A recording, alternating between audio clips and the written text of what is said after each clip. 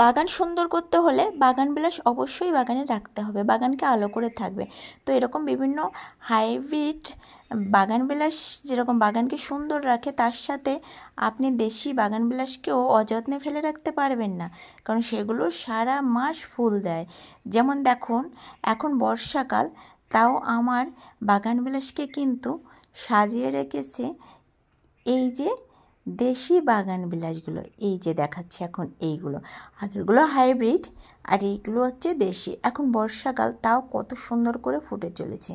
যে কোনো বাগান বিলাসকে আপনি যদি সুন্দর করতে চান, সুন্দর শেপ আনতে চান, গেট আপ সুন্দর করতে চান, তাহলে আপনাকে কিন্তু কাটতে হবে, কাটাই ছাটাই করতে হবে।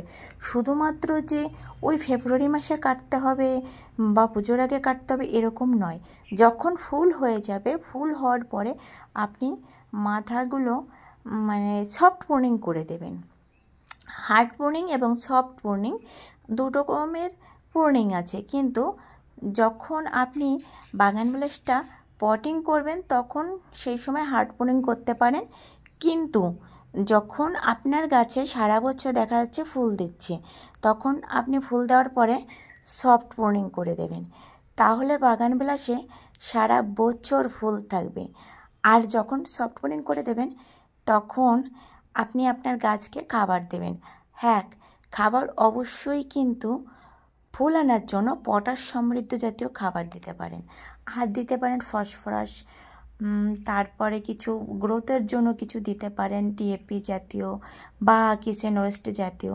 আর পটাশ আপনি পেতে পারেন, পটাশ বা ফসফরাস পেতে পারেন, বা ক্যালসিয়াম, এগুলো ডিমের খোসা, পেঁয়াজের খোসা, কলার খোসা, এইগুলো ভিজিয়ে আপনি গোড়ায় দিতে পারেন। এছাড়া দিতে পারেন লাল পটাশ। তবে হ্যাঁ, লাল পটাশ কিন্তু যেহেতু রাসায়নিক, সেহেতু খুব ওজন বুঝে দিতে হবে, গাছ বুঝে দিতে হবে আর কি। গাছের সাইজ কতটা কতটা সে নিতে পারবে এবং আপনার টব কতটা, সেটাও কিন্তু একবার ব্যাপার আছে, তাই না? তো এইগুলো অবশ্যই আপনাকে ভাবতে হবে। তো দেখুন, ছাদ বাগান কত সুন্দর সাজিয়ে রেখেছে বাগান বিলাসে।